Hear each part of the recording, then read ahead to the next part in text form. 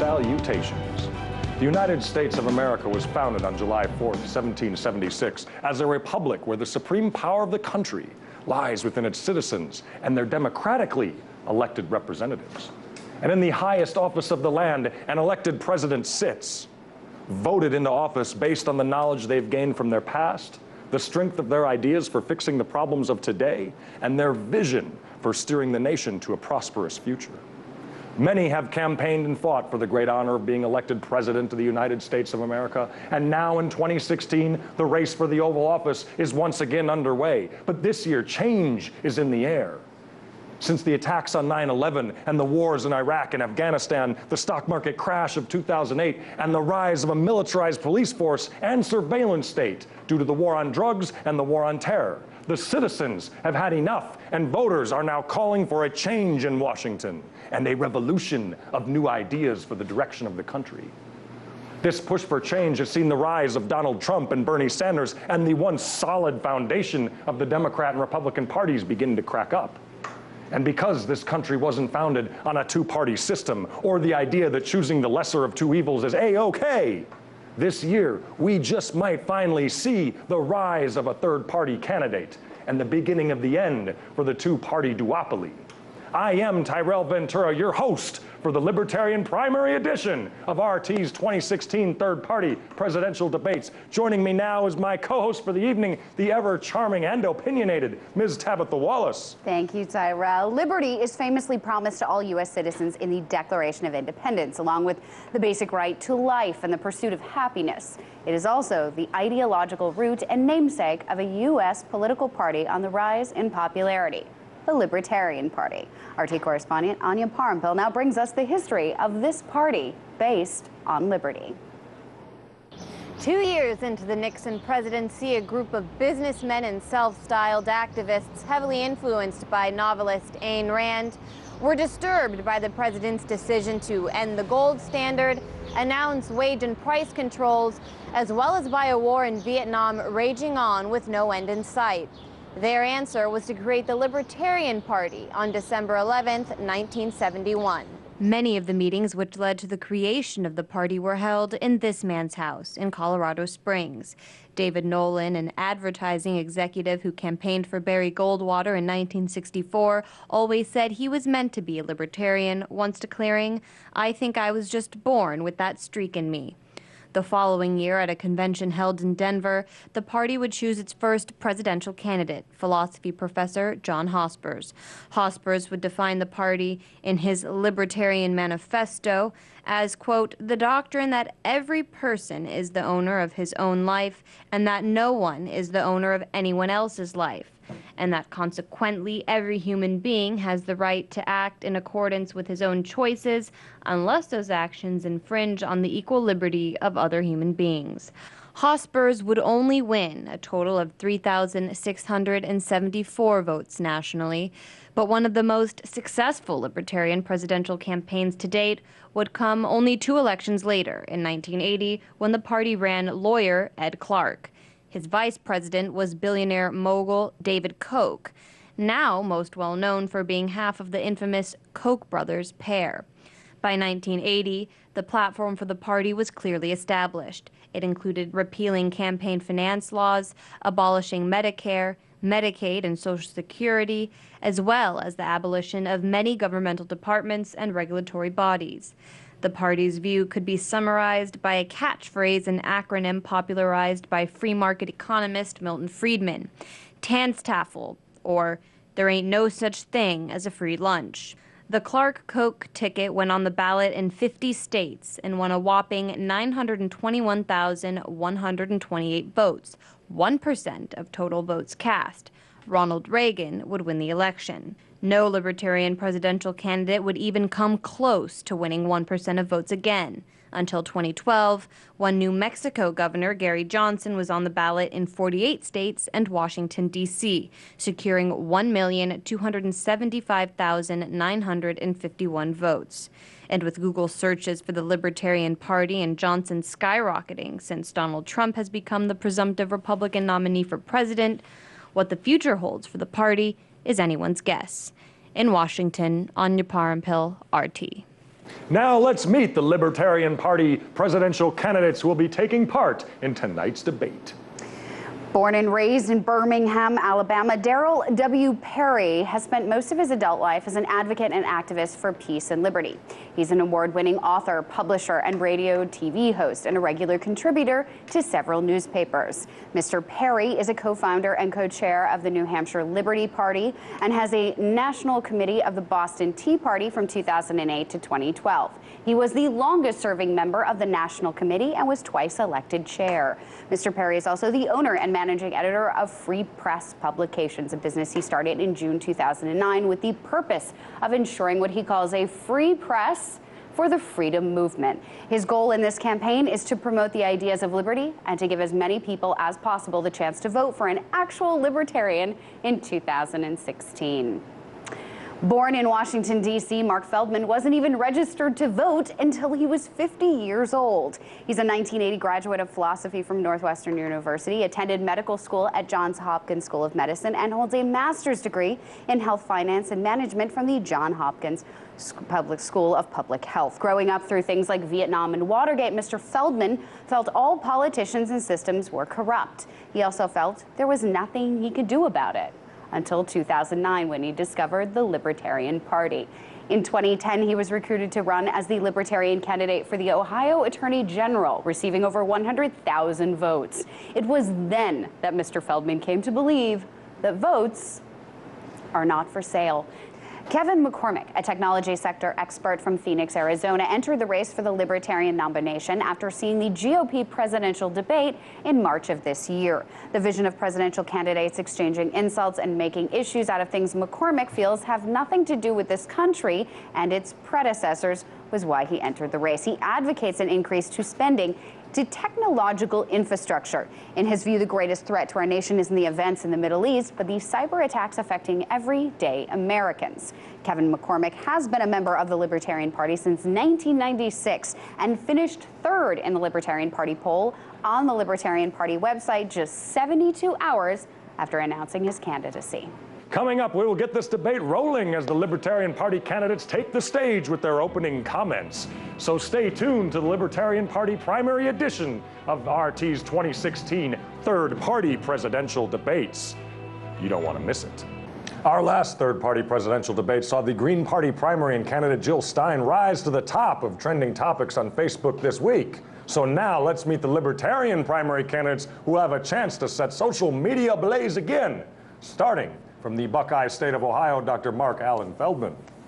And from New Hampshire, DARRYL W. Perry. And Phoenix, Arizona's Kevin McCormick. This debate will be divided into 4 sections following each candidate's 2-minute opening statement. Those sections will cover domestic policy within the United States, U.S. foreign policy, the 2016 campaign trail, and a town hall segment that will feature questions from voters themselves that will be moderated by our co-host, Sean Stone. A candidate will have 90 seconds to respond to each question presented, following which the 2 remaining candidates will be allowed 30 seconds for rebuttal. Each candidate will then finish off the show tonight with a 2-minute closing statement. Earlier today, we had our 3 debaters roll this 20-sided die to determine their order, with the highest roll going first: Dr. MARC ALLAN FELDMAN, DARRYL W. Perry, and Kevin McCormick. So now, without further ado, let's kick off the Libertarian Party primary editions of RT's 2016 third-party presidential debates with Dr. Feldman's opening statement. You have 2 minutes, sir. Thank you very much, DARRYL. Yes, I am a physician, not a politician. I'm in active practice in Cleveland, Ohio. I understand that we're being seen in 5 or 10 million American households and over $500 million around the world. This is unusual for me as an anesthesiologist. I'm used to putting people to sleep one at a time. But I'm very happy to be here. I have not been a libertarian that long. I was never a Democrat or a Republican. I was an engaged and informed non-voter. I grew up not too far from here. I was born at Sibley Hospital, just a couple miles away from here. Grew up in Silver Spring, Maryland, just over the DC line. Growing up in Washington, I got to know politicians some on a personal level, and there was never one that I would support. I heard what they said. What they say is to influence people, to control people, to get votes and campaign contributions. I lived through the Vietnam War, Watergate, read my lips, no new taxes, and I did not have that sexual relations with that woman, Monica Lewinsky. I thought politician was another word for liar. So it wasn't that I was lazy, it was that there was no one who I felt I wanted to vote for. So to me, politics was like the weather. Everybody talks about it, sometimes you suffer with it, but there's really nothing you could do about it. I was particularly frustrated when I came to Ohio and Senator Voinovich announced his retirement. He was a big budget hawk. He wanted to balance the budget and address our nation's debt. But he announced that he would not be seeking re-election because you can't campaign and run for and do your job at the same time. So I want to show that it is possible to do that. That is possible. Very good. All right. Mr. Perry, you are up next. I'm Darryl W. Perry, and I represent the Libertarian wing of the Libertarian Party. When I first joined the Libertarian Party in 1999, the party proudly proclaimed itself as the party of principle. But over the last 15 years or so, the party has sort of watered down the message. The party now advertises itself as fiscally conservative, socially liberal, which makes us sound like centrist. And we absolutely are not centrist. Libertarians believe in a philosophy and a principle, and that principle is libertarianism, which, as mentioned in the introduction to this segment, is based on self-ownership and the belief that you have the right to do everything that you want to do, that you see fit to do, as long as you do not interfere with the equal rights of another person. Meaning you can do whatever you want as long as you do not cause unjust harm to another person. And I believe that the Libertarian Party needs to once again go back to being that party of principle. The party that does advocate for no taxation, because taxation, quite frankly, is theft or armed robbery or extortion, but they're all pretty much the same thing. The party needs to, again, proclaim itself as the party of principle that says that, yes, you have the right to put in your body what substances you want, not the party saying, well, we need to tax and regulate things. The party that says that you have the right to do as you see fit, not the party that says, well, we might need to implement this new tax and this new regulation. So I'm running for the Libertarian Party's presidential nomination to get the Libertarian Party to be libertarian again. Very good, very good. All right, Mr. McCormick. First, thank you very much for hosting this debate today. I am here today as a lifelong libertarian, and I discovered early on in my life that our major parties don't represent the average American. But when I started watching the debates this year, I was appalled, disgusted, and ashamed how far our established parties have gone to pander, mislead, and, well, straight up lie to you, the American public, all to gain media attention and your vote. The U.S. debt has grown over 400% over the last 30 years, and we are now borrowing almost $1 million a minute.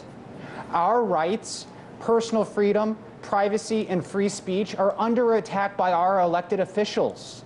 Instead of debating the issues in our Congress, our politicians create unconstitutional government agencies and pass off their responsibilities to unelected bureaucrats who then create laws and regulations that strangle the rights of our country and crush our economy. We are led to believe that the Republicans and Democrats can't agree on anything. But the reality is this is not the truth.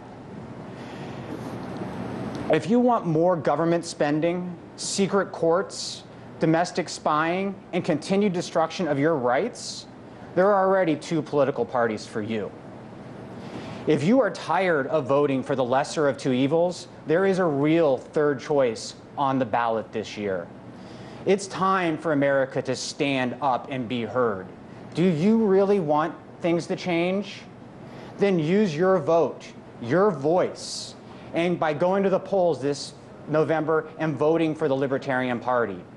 During today's debate, I will highlight why I should be the Libertarian nomination and I should earn your vote for President of the United States. Ooh, three powerful statements, powerful statements. Coming up, we find out how these three candidates will meet the challenges affecting U.S. citizens here at home as we cover the domestic issues facing the U.S. today. So stay tuned to the Libertarian Party primary edition of RT's third-party presidential debates. In 2008, the banking industry got a lot of taxpayer funds in order to bail them out of their own disastrous business choices.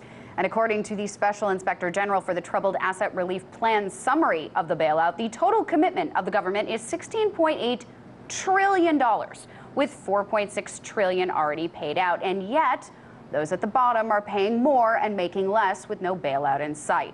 We are a country built on the backs of immigrants and their children, and yet we now face paradoxes in policy related to modern immigration. Whether it's the fault of bad reform in the 80s or a lack of security at our borders, now it's clear that the government and the people need to come to a consensus on how to handle it. There were over 43 instances in 2015 of somebody being shot by a toddler 3 or younger. But gun safety legislation doesn't really address tangible safety of mishandled firearms. And again, the mentally ill, the extremists, and those with violent histories are still able to get access to firearms. How do we balance the safety of citizens with the constitutional right to bear arms, especially when our police force is as militarized as our military? More than half of healthcare expenses in this country are paid for by the government with our tax dollars, all to make up for the exorbitant amount of money the healthcare and insurance industries charge for their services so they can turn a profit. These are just some of the many domestic issues facing the United States in 2016, and that's what we will be asking our candidates to address first. I will start with Dr. MARC ALLAN FELDMAN. Trade deals like the TPP threaten to gut this country's workforce of even more jobs, with keeping costs of things like medications just as expensive, if not more expensive, for everyday Americans. But we do run at a trade deficit with many nations, and that they, and in turn, profit greatly from that business. So what I ask you is, what will you do, Dr. Feldman, as president, to improve trade in a way that will benefit workers and their families in the United States as much as the 1%? Well, I'm sure eventually I'm going to sound like a broken record, because the answer is always freedom, the answer is always liberty, the answer is always empowering the individual. Our country was founded as a new thing on earth, a country that was founded with the power of the government coming from the consent of the governed. That's not true anymore. We're now an oligarchy. Our country is run by wealthy special interests and multinational corporations. And this affects everything from our police force up to our trade deals. When the government represents the people, then the police force is a public servant, here to serve and protect the community. When the government represents the wealthy special interest, the police force is an army of occupation that enforces an unfair and unjust law upon the community. And our trade deals are designed to, again, enrich the multinational corporations and the people who are in control. I always find it strange when people call it a deal for free trade. If trade is free, why do you need a deal? Why do you need a document? It's free trade. People talk about a trade deficit. I have a trade deficit with my barber. I give him money, he gives me haircuts. He never gives me money, and I never give him haircuts. I mean, it's all the money is going in one direction, but the services are coming in the other direction. So a lot of this question about a trade deficit, it's a trading goods for funds. Thank you. Mr. Perry, you have 30 seconds to rebut. Yeah, so speaking of free trade, and a lot of these deals are designed, and we're told it's all about free trade, but it's actually about regulated trade. An actual free trade document could be written on a 3x5 index card in fairly large font that says, no government will interfere in the trade of goods or services, period, end of sentence. That's what you need for a free trade deal, not these massive 1,000-page documents that regulate things under the guise of free trade. Thank you very much. Mr. McCormick. Our politicians and the media focus on the wrong things when it comes to our trade gap. The real issue is our repatriation tax. Most Americans don't realize that for every dollar a company earns overseas, it is taxed in that country. And then if they want to bring that dollar back here to do jobs or redistribute to their shareholders, they have to pay a 35% tax rate, one of the highest in the world. Instead, our companies have left now $2 trillion locked in bank accounts overseas. We need to eliminate this tax and bring that money home. Interesting. All right. Well, our next question is for Mr. Perry. There was much argument over what led to the shocking and expensive 2008 bailout, as Tabitha mentioned. I mean, we said in the intro, cost taxpayers almost $1 trillion ultimately. How will you, as president, Mr. Perry, reform our current banking laws to prevent the issue from happening again? And how would you deal with it if it did, in fact, happen again? Well, what most people don't realize about the bank situation is it wasn't just greedy bankers that were giving these loans. It was bankers that were giving out the loans at the direction of the government, to where the federal government said, we will guarantee the repayment of these loans. So the federal government was incentivizing bad behavior. And, well, when you have a government incentivizing bad behavior, you're going to get more bad behavior. So what President Perry would do is direct the Congress to repeal all of these things that encourage bad behavior, would direct the executive branch agencies tasked with overseeing the encouragement of this bad behavior to stop encouraging bad behavior. Mr. McCormick, you have 30 seconds. To hit on what Mr. Perry said, we already have a system in place to deal with this. It's called our bankruptcy courts. When the internet bubble burst, we had some of the largest bankruptcies in the world, including WorldCom. Guess what? Your phone didn't stop working. It kept working, and people went to jail.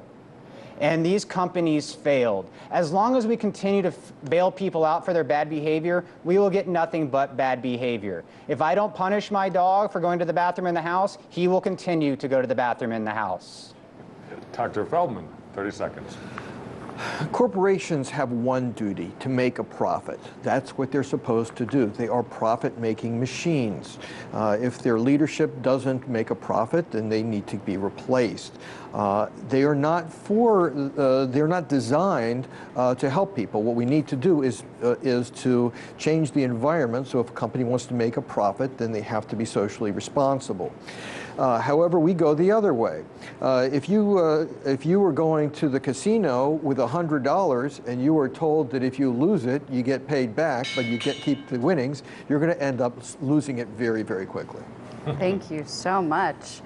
I want to move on to something that's important to me, and I think to a lot of Americans. It's food waste. Mr. McCormick, Feeding America estimates that over 70 billion pounds of food goes to waste in this country every year. That 25 to 40% of food grown, processed, and transported in the U.S. is never even consumed.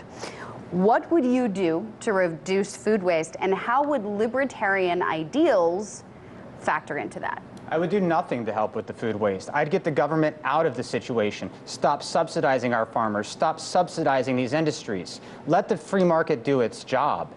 We had a farmer who was growing carrots and they kept getting rejected by the grocery store. What we have now today is baby carrots. He created that. There was a need for his carrots he was growing. He created a use for those carrots, and now that's 30% of carrot sales in the United States.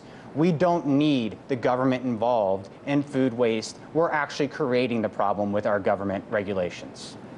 Thank you very much. Mr. Perry, you have 30 seconds. I have to agree. Get the government out of the way, because right now you've got government programs that incentivize farmers to either grow or not grow certain food. You've got programs that destroy large amounts of crops so that they can artificially either inflate or deflate the price of a product. So if you just remove the government manipulation in the farm industry, you would wind up having a lot less wasted food. Thank you very much. Dr. Feldman.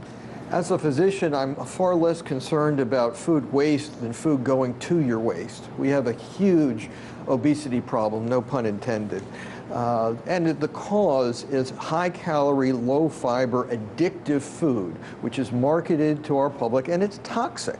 I've seen articles on how to take care of an obese dog, and it's actually very, very reasonable. You cut down on the food. You don't feed them when they're hungry. You feed them when they need to eat.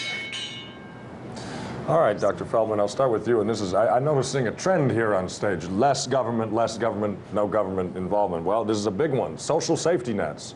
The social safety net is there to keep people who are already on the margins of society from slipping even further down. Under a libertarian government, under your presidency, most of these programs that would do, keep people from slipping down, like food stamps, disability, and Social Security, under libertarian principles, I understand it, would be done away with.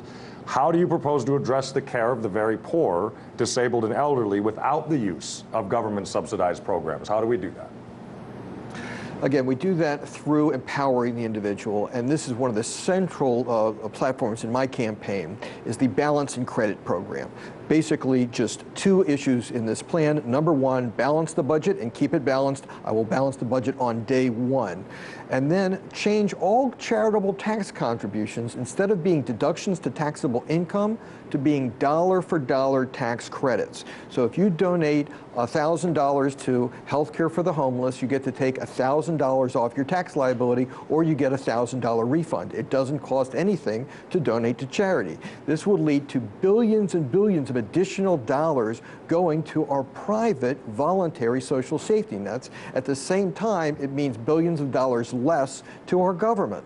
And since I'm maintaining a balanced budget, it means we will have to cut. But now we know where to cut. We cut from those social programs that are being treated much more efficiently and effectively in the voluntary private sector. We don't need to privatize anything. We need to desocialize it. We need to put the responsibility for taking care of other people back to where it belongs, with other people. We need to have each individual maximize their own power to control themselves, their property, and their environment without infringing on the rights of others. We're perfectly capable. I don't want to tell government, leave me alone. I want to tell government, relax, we got this.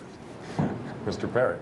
We don't really have to go that far back in history to see what would wind up being needed or what would be done without the government involved in this stuff, because it was only about 85 years ago that the government was not involved in these things, and there were private organizations, there were mutual aid societies that took care of these situations, and there are private organizations that do some of this to this day, and they do so a lot more efficiently than government. The last statistic I saw said that upwards of 75% of funds going through state-run welfare programs go to overhead. Interesting. And Mr. McCormick. This is one of the areas that I think all of our presidential candidates in all the parties need to give you honest answers as the public. I do not have the power to cut these programs. These programs are controlled by the Congress. And I can tell you, under my presidency, we are going to be focused on balancing the budget, returning our privacy and free speech to the American public. If the Congress wants to try to pass additional spending to me, they will have to have equal cuts for those programs. And I can promise you I will veto anything that does not have a balanced budget proposal. Very interesting. Very, very interesting. Thank you very much. And that actually leads into the next question for you, Mr. McCormick. Many in the Libertarian Party call for a complete end to income taxes in their current form and ultimately to abolish the Internal Revenue Service. Is this realistic? And if so, how will you make it happen while still balancing the budget? This hits back on my earlier topic. I don't think it's a realistic first step. That's why I'm focused on the repatriation tax, because I feel in my heart that there's a recession coming in this country, and we have $2 trillion trapped overseas right now. Apple is borrowing money to bring it back into the United States instead of paying that tax. We should be focused on this tax first, one tax at a time, cut the repatriation tax to zero so our companies can start bringing their money home to either hire more people, invest in infrastructure in the United States, or if necessary, return that money to our shareholders. People always forget that shareholders are all of us. Your pension fund at home owns U.S. stocks. If we bring this money back and the companies feel the need to do a special dividend, this is going into your pocketbook. This is going to grow your retirement funds. This is going to help your pension. We need to cut this tax immediately. We will become all capital in the world will begin flowing to the United States. Right now, we had our Treasury trying to stop what we called tax inversions from our pharmacies because they had a tax disadvantage globally against their competitors. If we eliminate this tax, all those companies will come back to the United States. We will actually see an increase in taxes because we'll find more companies headquartered here in the United States. Thank you. Dr. Feldman, 30 seconds to reply. Just again, the first step is to balance the budget. I'll balance the budget on day one. I'll tell you how to do it. It's very easy. The Republicans have already published budget cuts that cut the deficit in half by cutting money that go to special interests that support Democrats. The Democrats also cut the deficit in half by cutting money to special interest groups that support Republicans. All you need to do is take the Democrats and the Republicans' cuts, put them together, and you have a balanced budget, and not a single cut that isn't already supported by half the government. Once we do that, then we could do the credit program to put tax monies back in the control of the individual. Thank you. Mr. Perry. Absolutely no good or service should be provided at the barrel of a gun. Meaning that right now, what happens, you've got government agents that will either, figuratively or literally stick a gun in someone's face and take money from them to go fund other projects. And, well, I don't believe that anything should be funded coercively. So if people want NASA to exist, they can write a check to NASA. If you want the U.S. military to drone bomb people in the Middle East, write a check to the military to pay for one of those bombs. Very interesting, very interesting. I'll start with you, Mr. Perry, for this question. So one of the big trends we've seen develop new with technology is cryptocurrency, like Bitcoin, and has the ability to truly transform our economy and an ability to decentralize the valuation of currencies around the world. But some say that disruption could cause risk to the world economy. Are alternate decentralized currencies the future? And if so, how would your administration tackle their implementation? I do believe that cryptocurrencies are the wave of the future. I don't know if it will be Bitcoin, but it will be something very similar to Bitcoin. And I'm glad I got this question first, because this is actually part of my campaign, is that I am not taking Federal Reserve notes as campaign contributions. I am only taking alternative currencies like Bitcoin, like Ethereum, using the Shapeshift tool where you can convert one cryptocurrency to Bitcoin. I'm only dealing with gold and silver and other precious metals. So it's a very big part of my campaign, and I'm using it as an outreach tool of sorts to try to get people to understand that governments should not have anything to do with the currency at all. And up until, well, there was the First National Bank and the Second National Bank that Andrew Jackson got rid of. And from that point until the tyrant Lincoln implemented legal tender laws, the government was not involved in currency. And I think that that's how it should be in the future. Mr. McCormick. Bitcoin and these new currencies that are coming about are a wonderful example of the free market at work.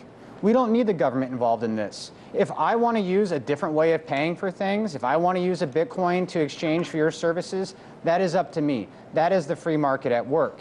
If tomorrow that Bitcoin is worth half of what it is today, I took on that risk as the individual. It was my choice to use something other than a dollar, a yen, or a euro.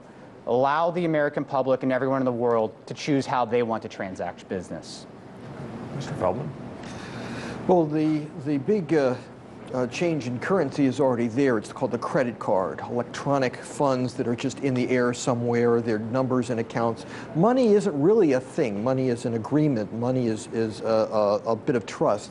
And there's already 1,000 different currencies out there. If there's other cryptocurrencies, that just adds freedom and choice to people. In terms of risk comes from concentrated power.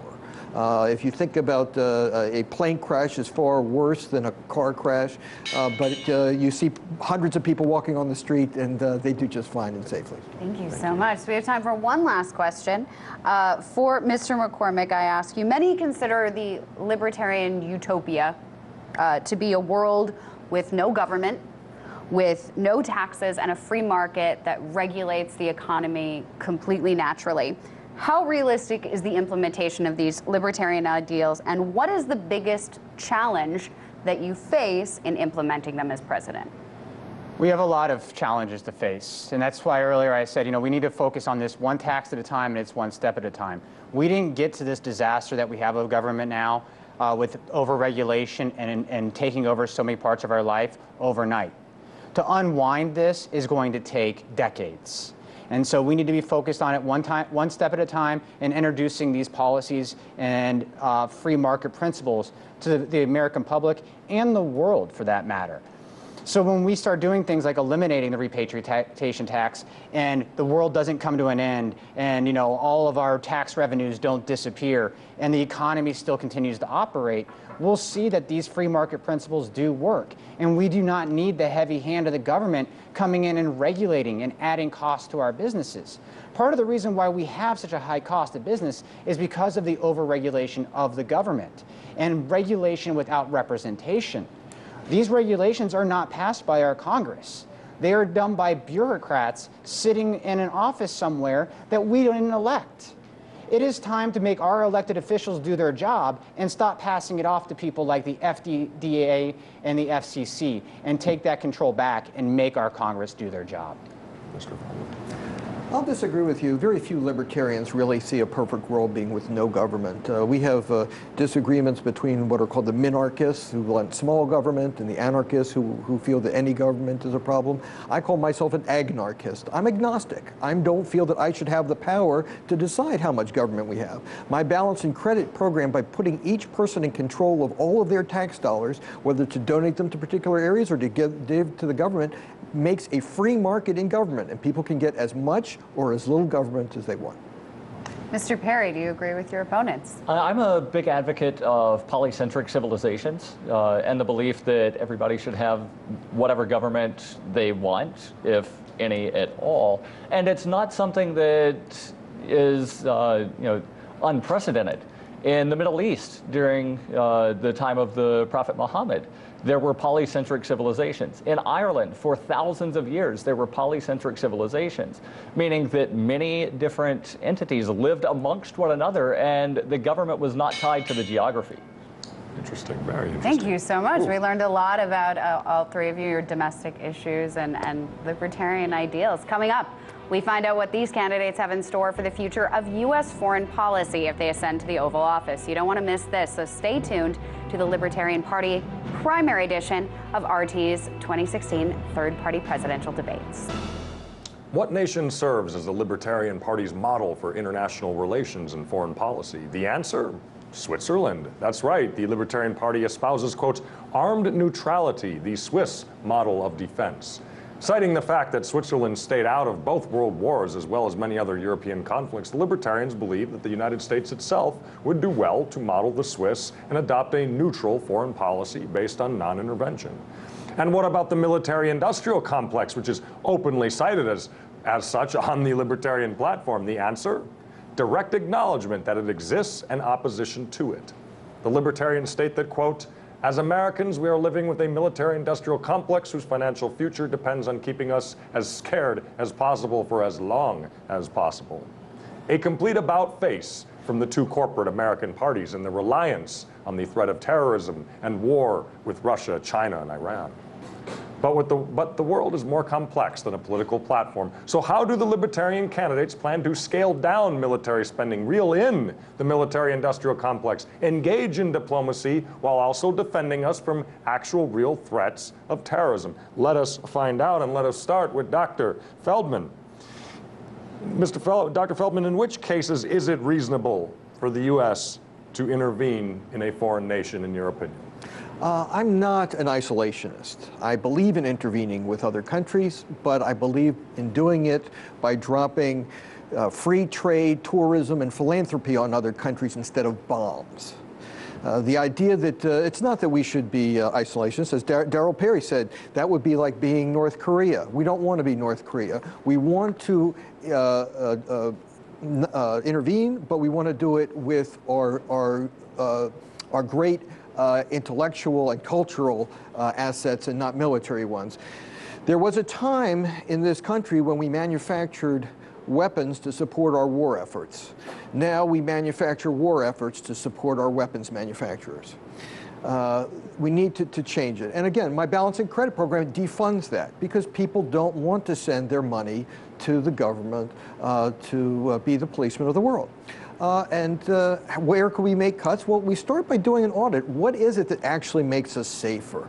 The fact is, understanding other countries and having other countries understand us makes us safer.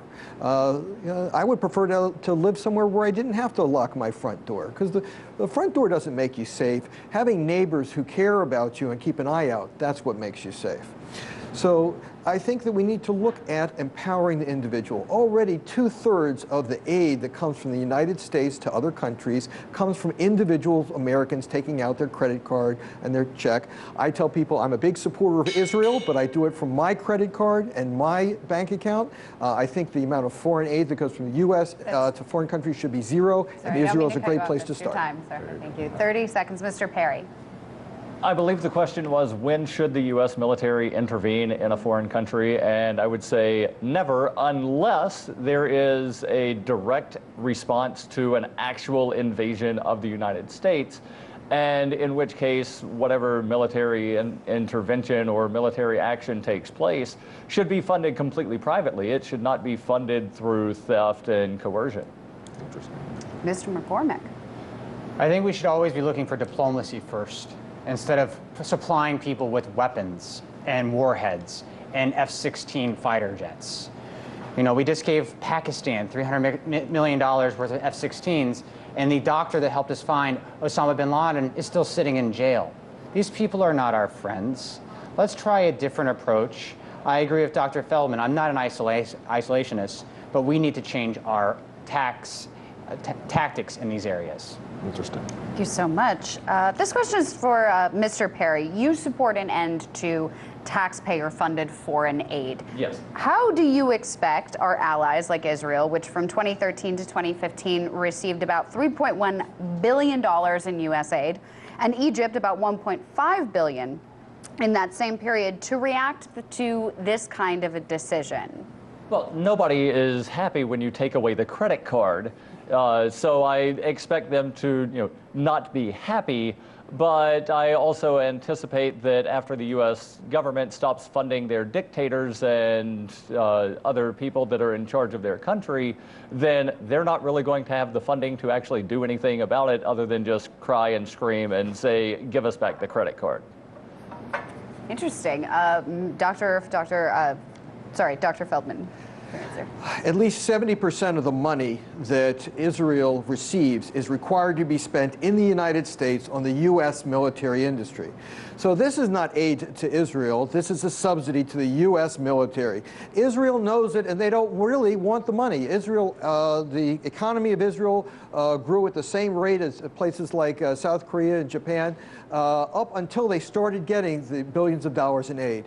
Since then, the economy has stopped growing, and part of it is because of the losses to the Israeli military industry. Thank you so much. Mr. McCormick. You put up your list of those countries, and the reality is most of that's not foreign aid, it's military aid.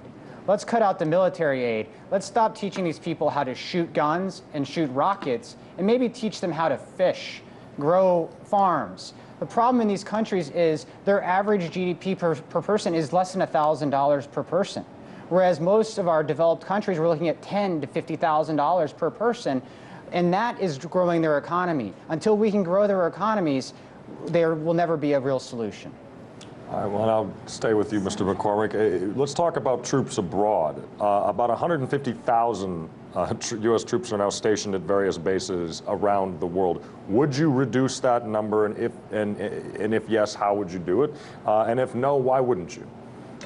Yes, we need to reduce our military presence around the world. We had the recent incident with the Russian fighter jets, dive bombing our aircraft carriers. The part that's not reported in the media is we're sitting right off the coast of Russia and these countries. If right now, as we're holding this debate, Russia and China are doing military operations off the coast of Washington, D.C., the entire country would be flipping out. But when we do the same thing to other countries, we think they're in the wrong. We're sitting out there, showing our force to these countries, and it's not helping us. We need to be focused on diplomacy and aid to these countries to help them grow and help them achieve freedom and freedom of information and freedom in their countries. When someone has the opportunity to, fish, grow on a farm, take care of themselves, be able to, care for their own family, those people don't want to take up arms. They want to raise their family. They want to have a good night's sleep and not have to worry about someone raiding their house and killing them in the middle of the night. Mr. Perry. Dr. Dr. Feldman. Yeah, we need to become more safe and secure. I mean, what are we really worried about? What if our country was taken over? If some other country took us over, they would probably put checkpoints on every airport. We'd have to put our hands over our head. We'd have checkpoints around the borders. We'd have heavy taxes laid on us. It's already happening. The wealthy special interests and multinational corporations have already taken over this country. It's time to take it back. And would you reduce troop levels overseas? Yes, I would support our troops by bringing them home. Bring them home. I think that I would have the same criteria for us having troops in other countries as we have having other countries' troops in our country. I'm sure there's plenty of other countries that would help us in Baltimore and Ferguson, but we don't want it, and they don't want it either. Mr. Perry. You mentioned the number of troops, but you did not mention the number of bases or the number of countries. And it's rather difficult to find accurate numbers, but the most recent number that I saw was somewhere near 900 bases in about 153 nations around the world, and I believe that number should be 0. Very good. All right. I'd like to move on. I don't like to move on, but we're going to move on to drone strikes. Dr. Feldman, during the Obama administration, the United States has increased its number of drone strikes abroad.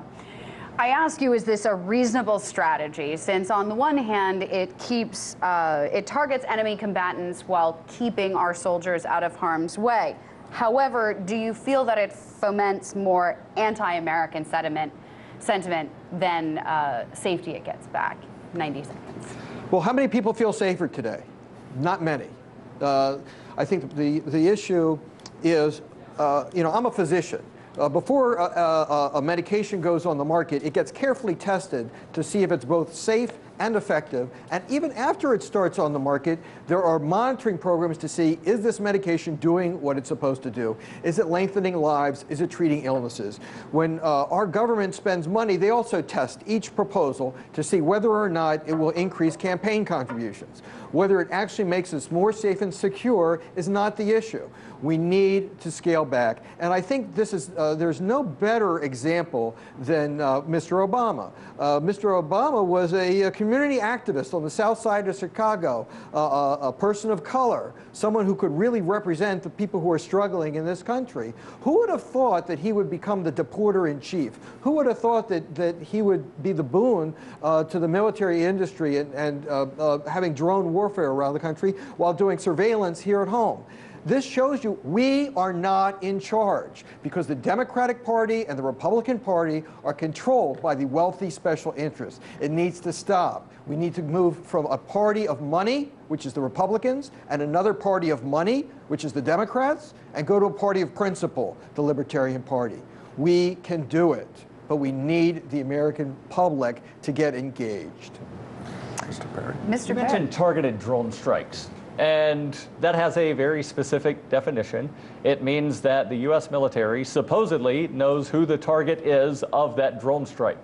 Yet, recent reports came out saying that 90% of the people that are killed in targeted drone strikes are not only not the specific target, but also not even suspected targets. They are, in fact, civilians. So when you have this happening, yes, it most definitely increases anti-American sentiment, and they should be stopped immediately. Mr. Perry hit it on the head. These drone strikes are catching innocent civilians. If a bomb is dropped on my family tomorrow, you better believe I'd take up arms against the country that did it. We need to start turning these drones around and thinking about option C with these. If you want to scare a dictator, you want to scare the Iranian government, let's start using our drones to broadcast free information, free Wi-Fi that's uncensored down to those people. That will scare a dictator. That will cause change in those countries, and that will make the people have a pro-American attitude. Very interesting, very interesting. I want to move on now to the United Nations. DARRYL Perry, you've actually proposed removing the U.S. from the United Nations. How is it that you can justify removing the world's strongest nation from an organization that compromises nearly every single other nation on Earth? And what is the reason that you would want to remove us from the United Nations? Well, it's actually a very libertarian principle, and it was in the very first platform of the Libertarian Party that was adopted in 1971. And I recall throughout most of my lifetime until probably the last 10 to 15 years that libertarians and a lot of conservatives would also advocate getting the U.S. out of the UN and the UN out of the United States. And it's because the United Nations does not actually do what it supposedly was created to do, which is foster peace. The United Nations has become basically the de facto decider in who gets to go bomb people. And if you actually want peace, you need to stop dropping bombs.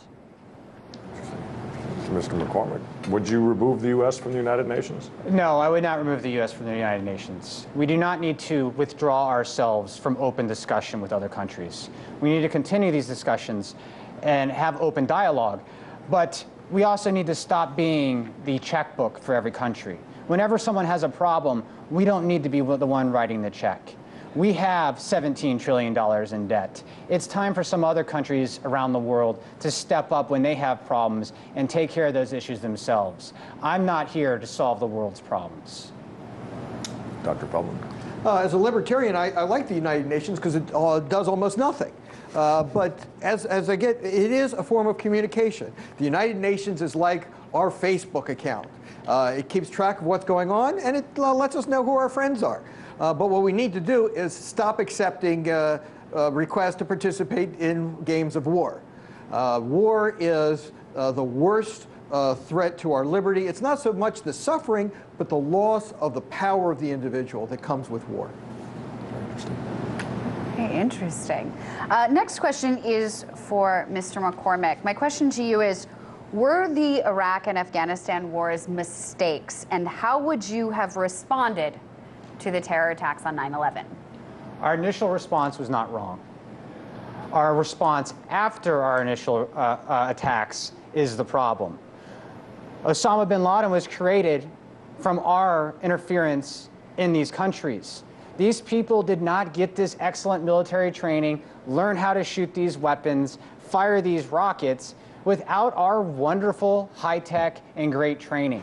This goes to what I said earlier. We need to be teaching these people how to grow their economy, how to sustain themselves, how to have a self-sustaining economy, not going in there and showing another group of so-called rebels that are shooting at who we think is our enemy today, how to shoot weapons and learn our military tactics. Because guess what? Eventually, those people that they want to shoot at, either they join sides or that group's no longer there.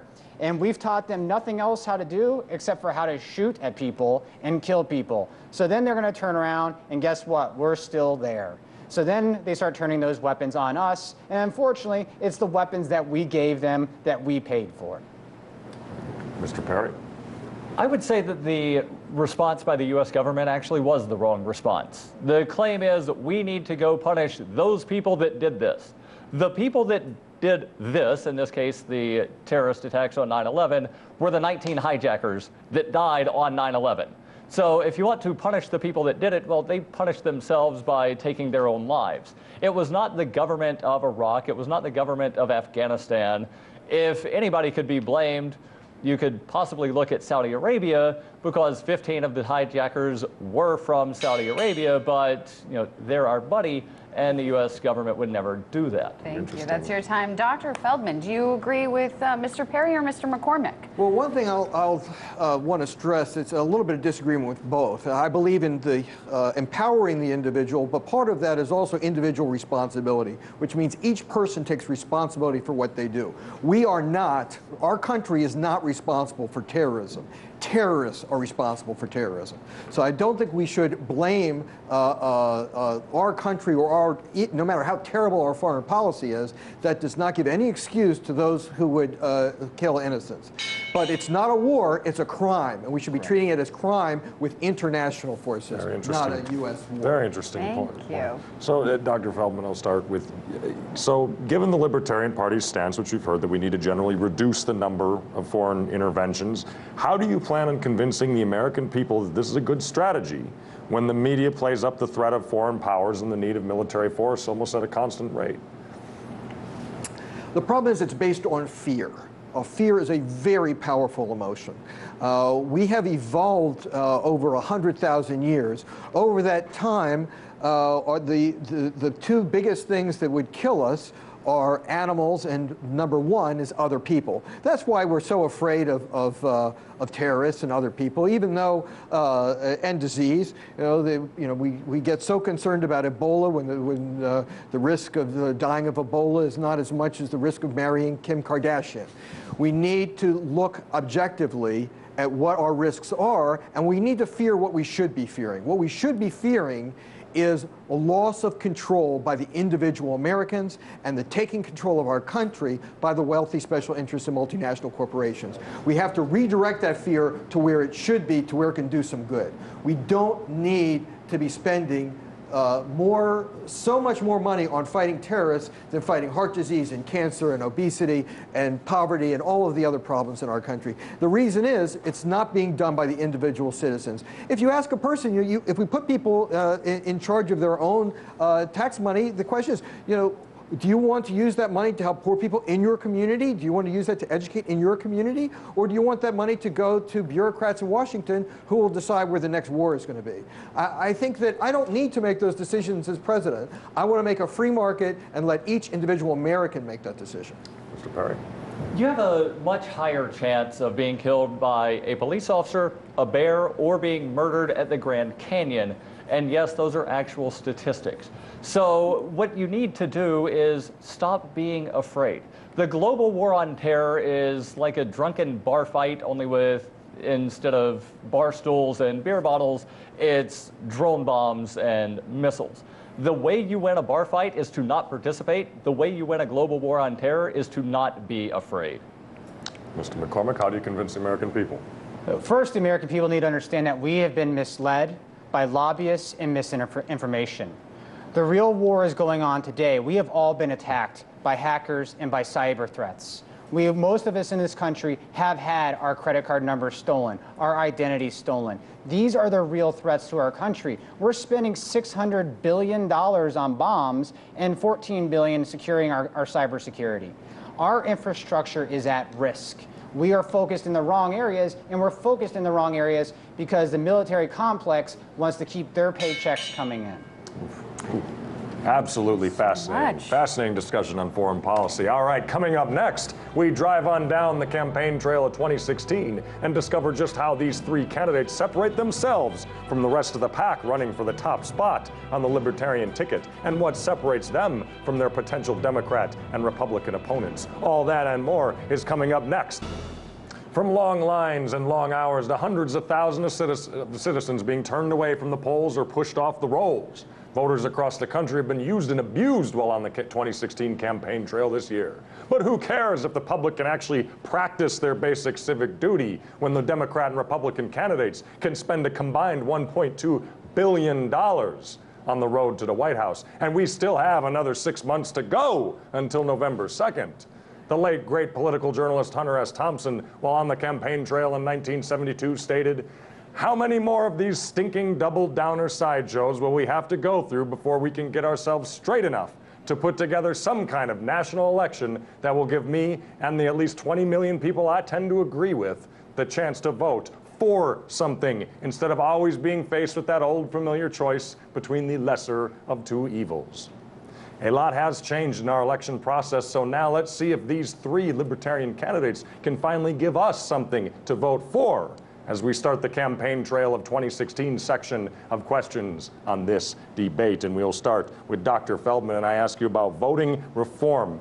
This year, 2016, we've seen the closing of polling stations in Arizona due to budget cuts, and over 100,000 citizens in New York, in the New York primary, thrown off the rolls. Many are now calling for a true reform of our voting practices here in this country. As president, how would you either reform the thing and restore our trust in our voting system? The problem with our voting is not our voting systems, it's the way people are voting. That's the reform, and not voting. In 2012, Mr. Obama won with 66 million votes. Mr. Romney got 61 million votes. The best candidate, Gary Johnson, only got 1 million votes. But there were 100 million people who could have voted but didn't vote.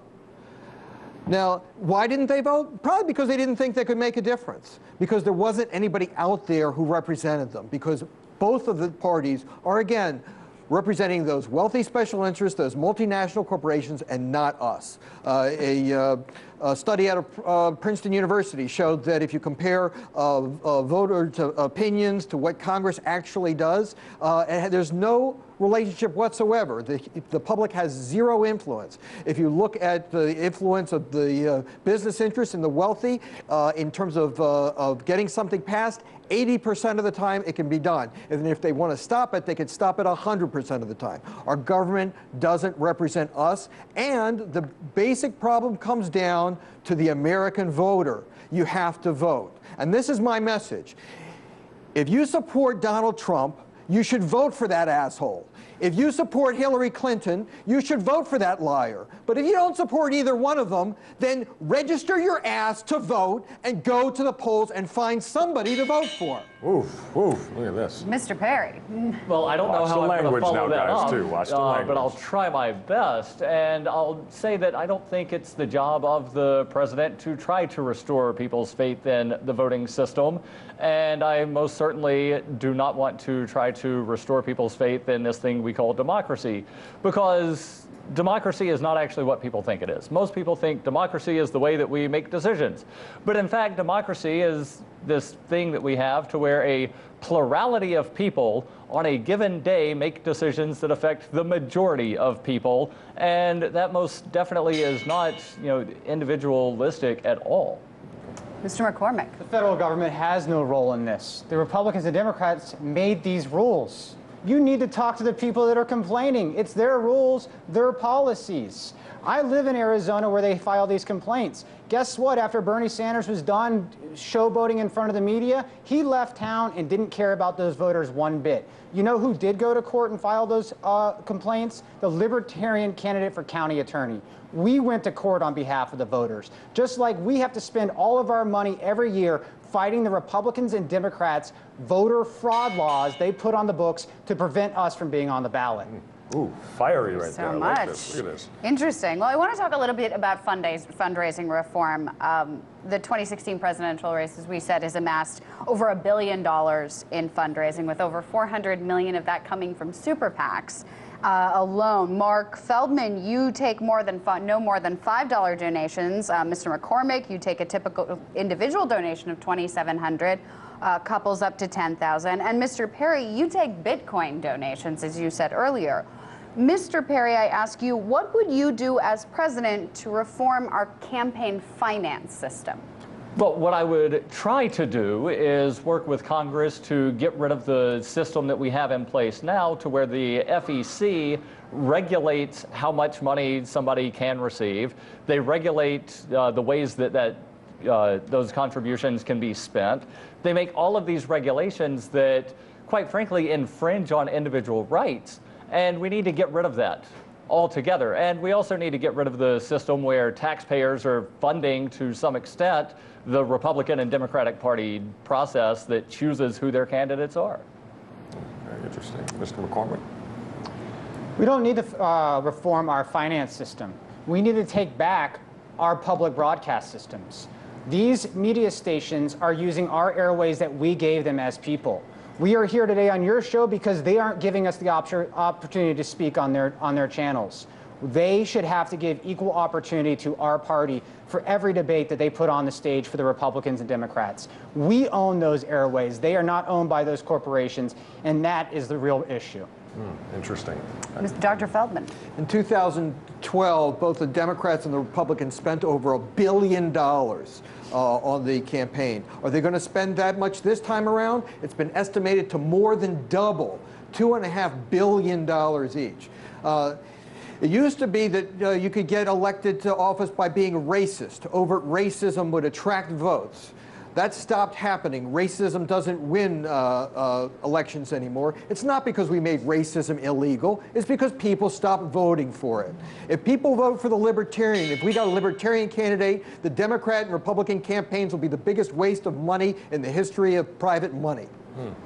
Thank you so much. All right, we'll keep on this election tip and reforming elections with some very interesting ideas I haven't heard before. I'll go to you, Mr. McCormick. According to Bloomberg Politics national poll of 1,000 adults, 78% of those responding to that poll said that they would seek that the Citizens United ruling should be overturned. So I'll ask you, what would you work to overturn the Supreme Court Citizens United ruling that led to this big super PAC influx? So as I stated before, and as somebody who's received a Ted Cruz super PAC video, you can go, you can go see it on my Facebook page. It's a very fun call. The problem is not the money. The problem is access to the public airways and the media. We need to give equal access to anyone who can win the election. The Libertarian Party is going to be on the ballot in every state. The reason why you don't hear about us is because we are not given access to the media. We are not given access to the free TV stations. You have been stuck watching Donald Trump and other people drone on about the dumbest things in the world when you have a real party back here that wants to talk about the issues and help fix the problems in this country. We need to be given equal right to those airways. If ABC, CBS, and NBC want to give an hour to the Republicans, they need to give an hour to the Libertarian Party. Those airways are owned by the public. Give them back to the public. Interesting. Mr. Perry?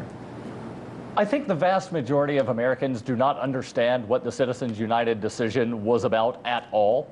They're told one narrative from either Fox or MSNBC or CNN or whatever outlet they watch, but they don't actually know the real story. The real story is there was this group called Citizens United that wanted to make an anti-Hillary movie.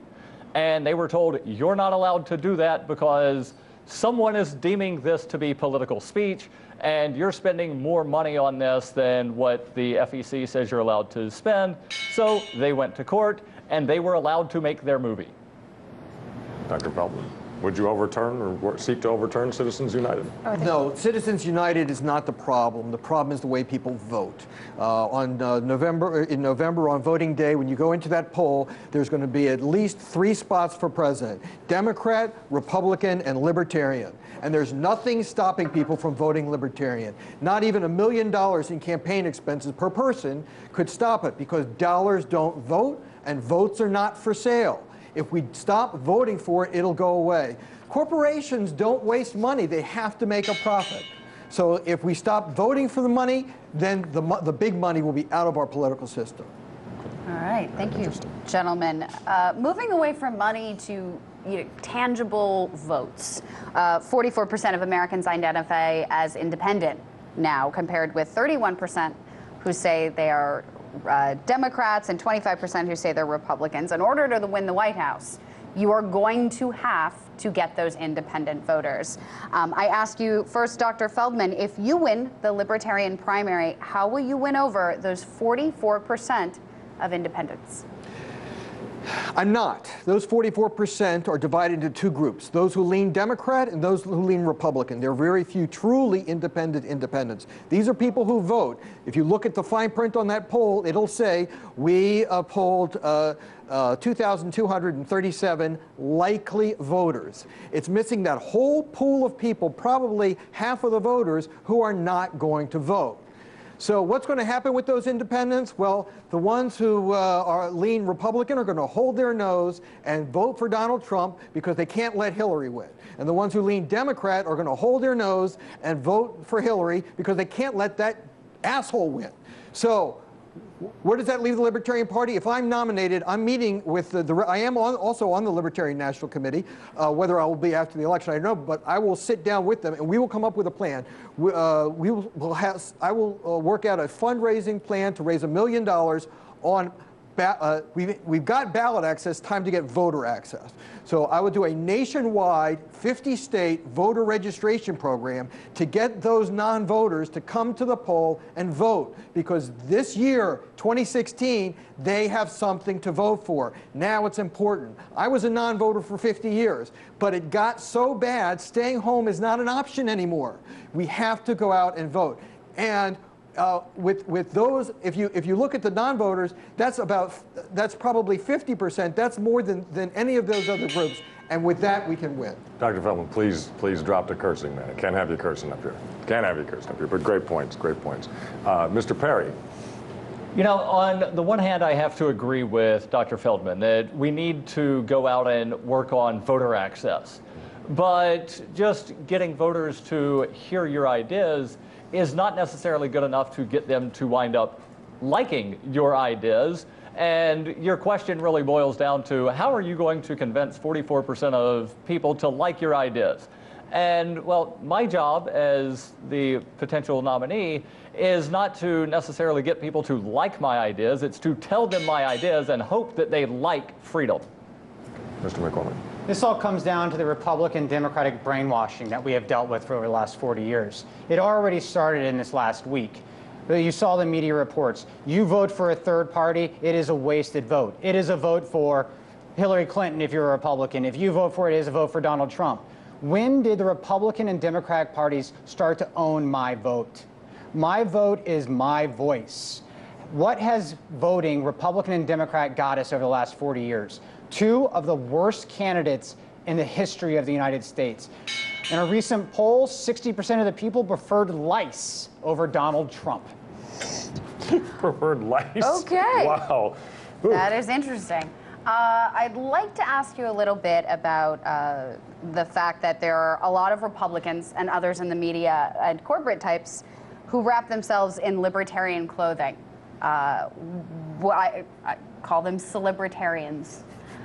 They tend to be Republicans just sort of hiding behind the cloth of that. I asked you, Mr. Perry, what separates you from those celebritarians?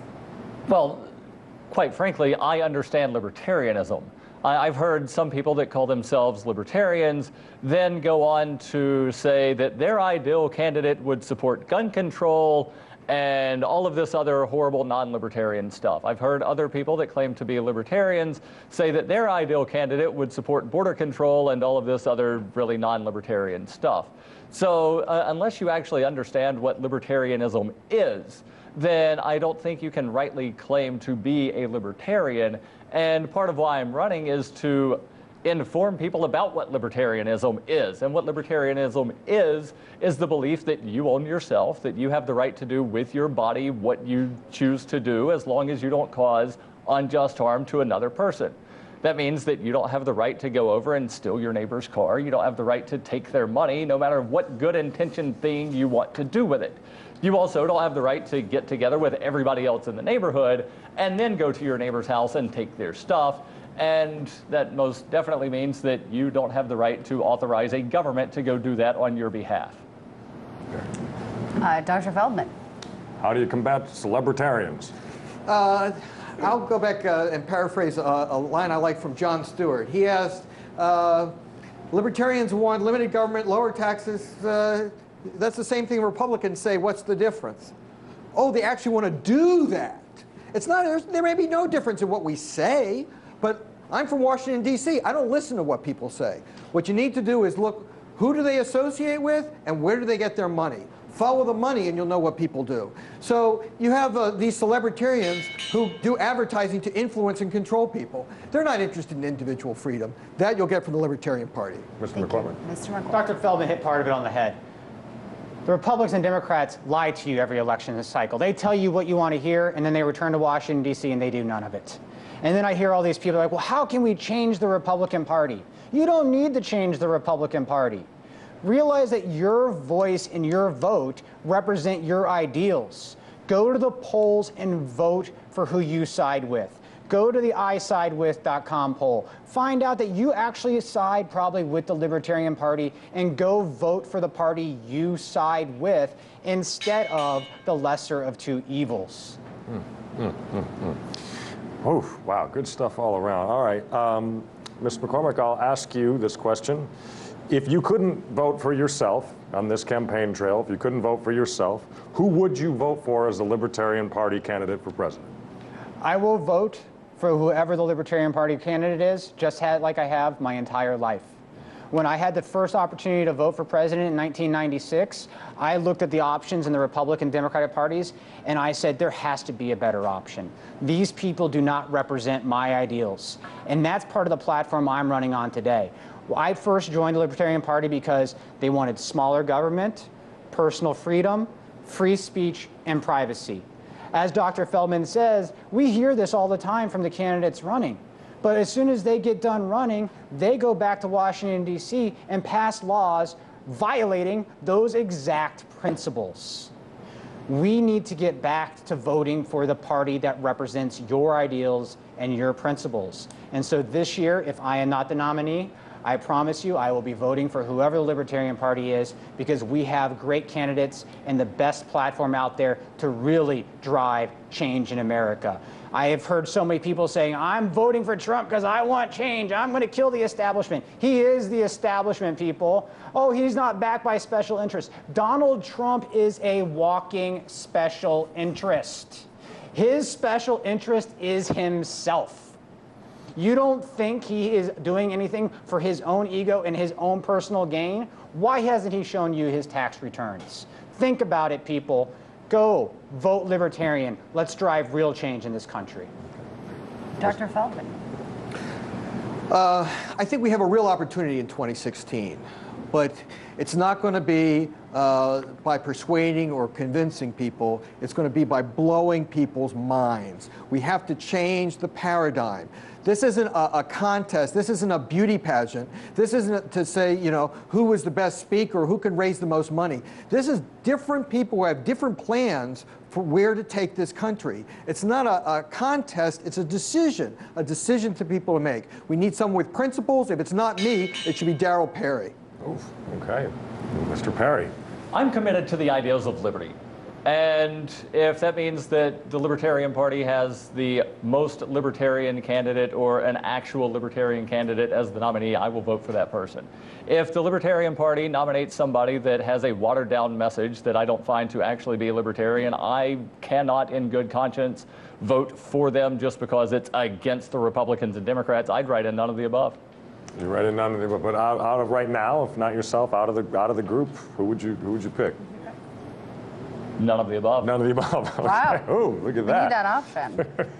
It's a wild block. It's an actual option in Libertarian Party See, nomination that's interesting. process. I would like to see that on the actual ballot sometime It's on the across the ballot in the country, because I ballot. would love to see none of the above win an election just to say it's a vote of no confidence. That'd be very interesting.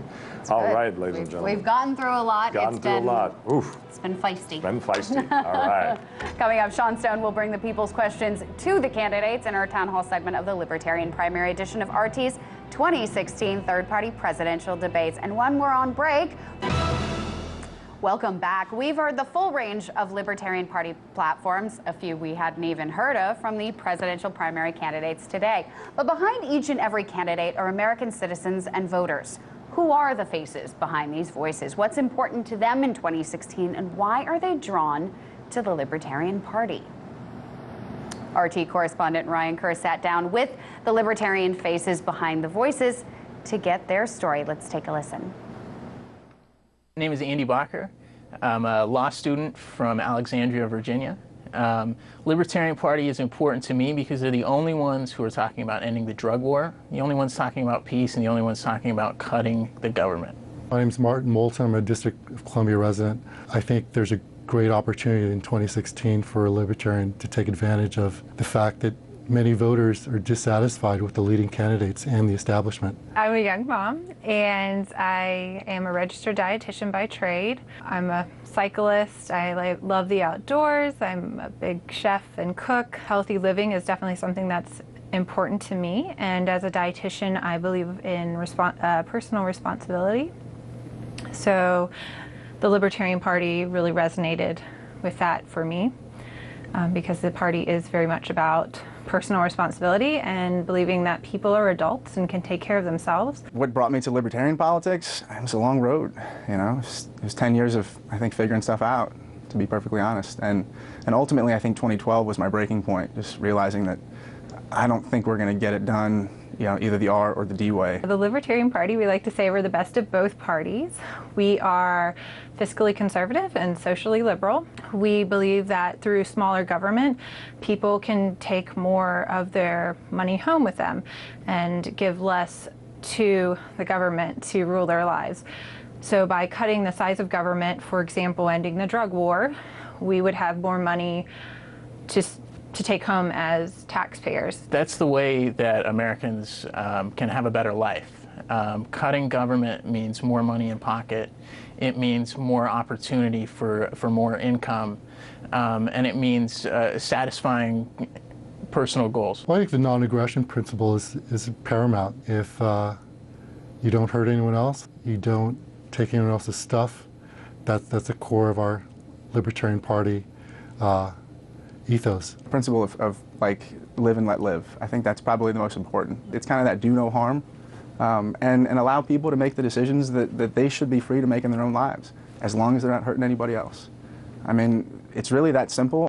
But why has the Libertarian Party failed to break into the mainstream? A major problem, ballot access. Nearly 40% of the states don't give full access to libertarians, with 13 states discluding the Libertarian Party altogether. What needs to be done? Every state in the United States has what are called ballot access standards. So like in Virginia, we did get it decreased from 10,000 signatures that we need to collect from qualified voters in Virginia, but we have to collect 5,000 signatures from voters. I think it's about 250 signatures per congressional district just to get our candidate on the ballot. The Democrats and Republicans do not have to do that. And this creates a barrier to entry. There are a lot of problems in our current electoral system, absolutely. I think a place to start is with ballot access so that people really do know that all of the options that they have. Part of the way that we get through that, it's suing the Presidential Debate Commission like Gary Johnson is currently. We have jobs in major companies going overseas and people are unemployed, they have trouble putting food on their table. That's a problem of our elite that our elite created. And they've lost focus. They don't care about us. They care about their big donors. They care about special interest groups, and they've forgotten about everyday citizens. But what about the leading Republican and Democratic presidential candidates, Donald Trump and Hillary Clinton? It's awful. These are some of the worst candidates we've ever seen. My general thoughts are pretty similar to most folks' general thoughts right now, which is, what the heck are we doing? Mr. Trump has brought to the forefront is that the current system and the establishment has a system that's rigged. Libertarians have been saying that for decades. The system has been rigged for a long time, and it's been rigged against the American people. It's not just against third parties. All of us have been disenfranchised. Democrats see that on their side. The Republicans see that on their side. They don't want us to have any input. They don't care about us. I think that the Libertarian Party has a lot of potential. I am an optimist by nature, so to tell me that we don't have a chance, I don't believe that at all. That goes against my nature and what drives me. I think the Libertarian Party is the party of principle, whereas the other two parties maybe speak to principles, but they don't show them. Our party is the only party that is dedicated to shrinking the size of government. We're the only party that is dedicated to getting government out of people's homes and out of their private lives and allowing Americans to take home more of their money so that they can do what they want with their money. Americans are the most charitable individuals in the world. We don't need the government at the end of a gun to tell us that we have to donate money to poor people. We will do that. Parties aren't perfect. So I find myself supporting Libertarian candidates quite often. These are the faces behind the voices. These are the faces of the Libertarian Party. In Washington, I'm Ryan Kerr, RT. Now let's go out to Los Angeles, where Sean Stone brings us the town hall segment of this debate.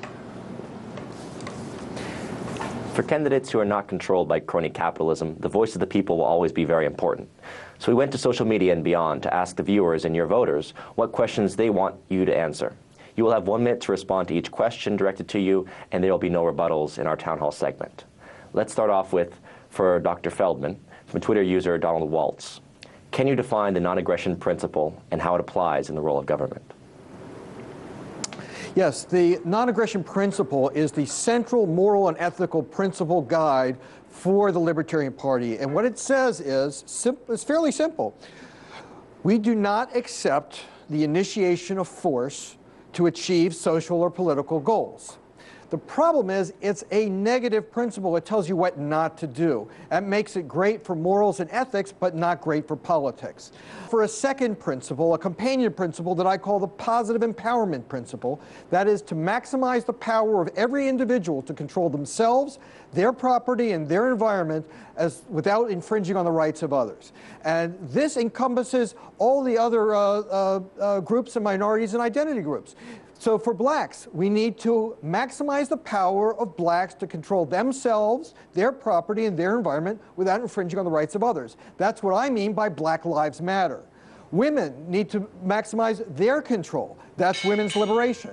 For every group, every individual, and this will expand the Libertarian Party dramatically through the community.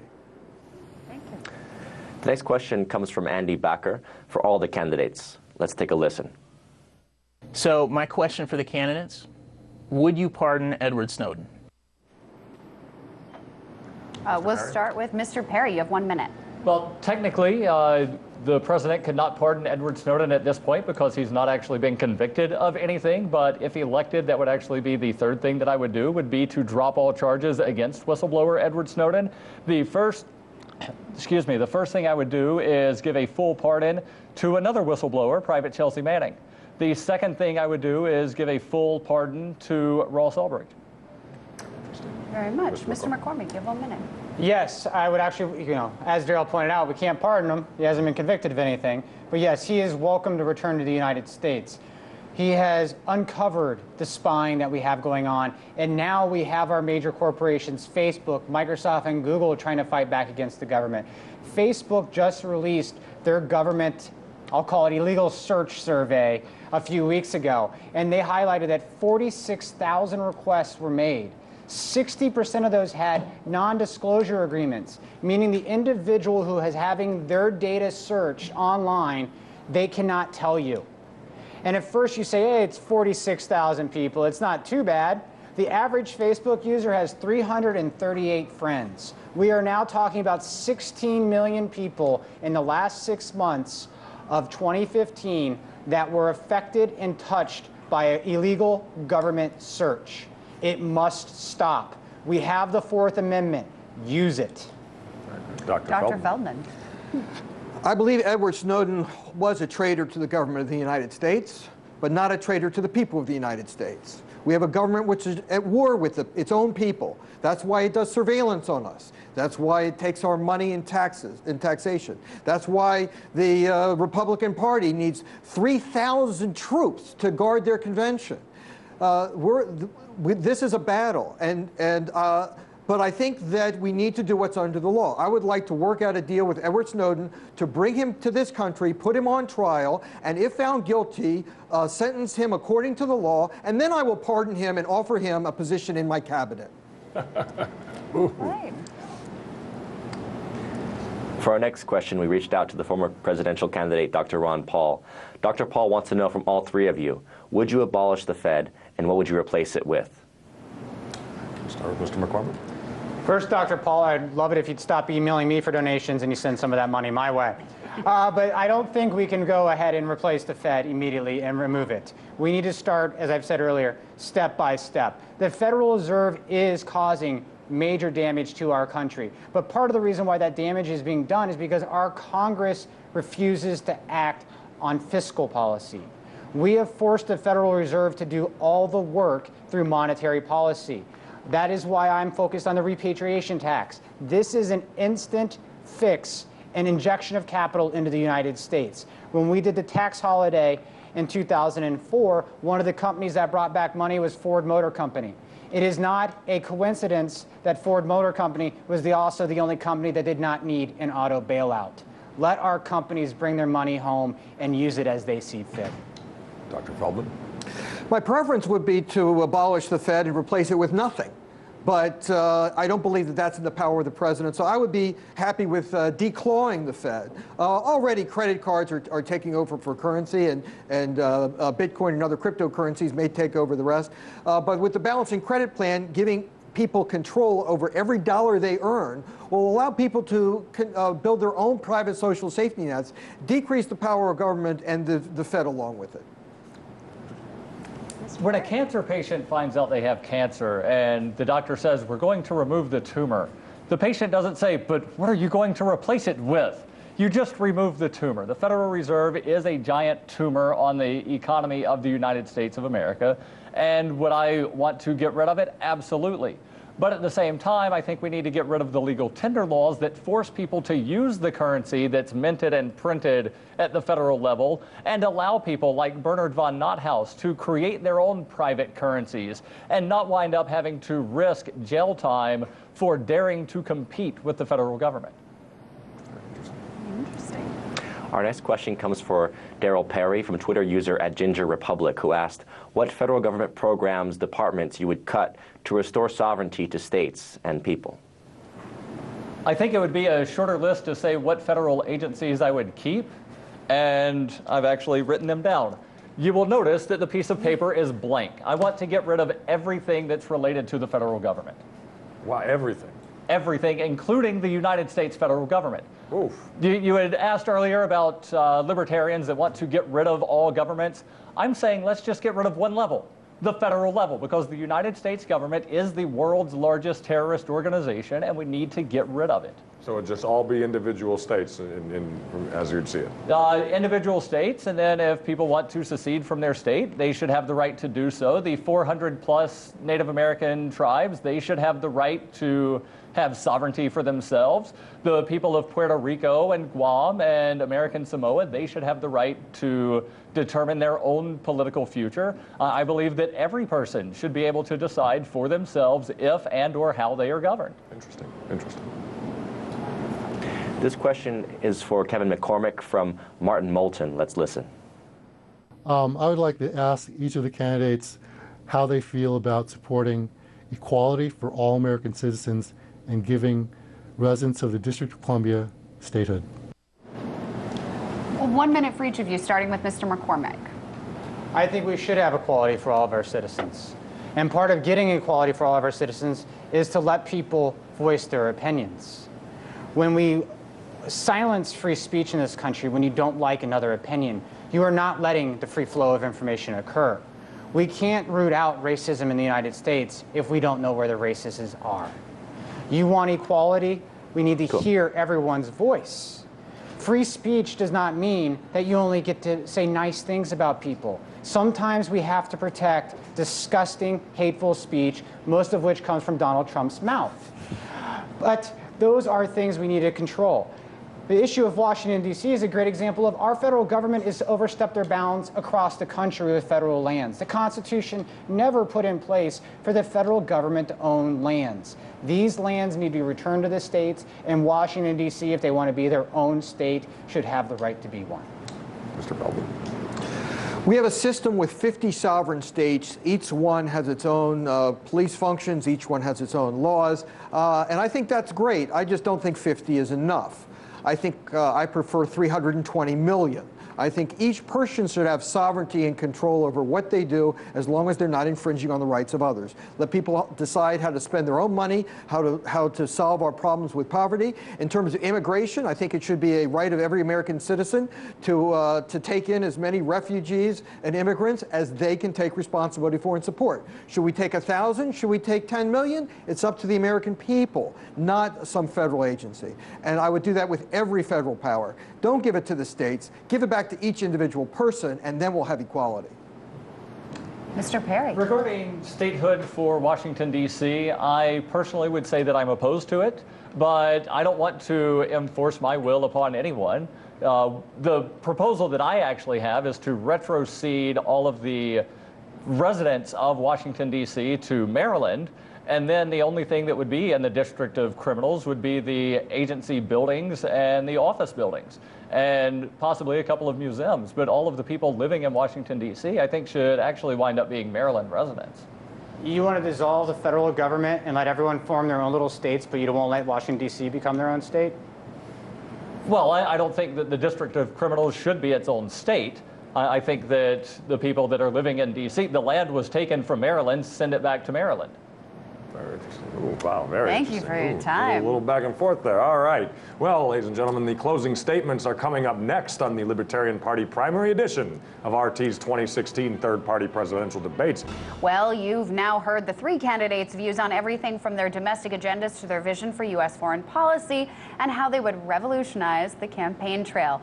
They've even answered questions from you, the people. Some of you may have made up your minds already, while others may still be on the fence. Now, in their closing statements, each of these three candidates will have 2 minutes to make their final pitch to you, the voters, in their hopes to be the Libertarian Party's presidential candidate. Who will win you over? Let's find out as we start with Kevin McCormick. You have 2 minutes. First, if you'd like to learn more about me after watching this tonight, please go to kevinmccormick2016.com or find me on Facebook, Kevin McCormick 2016.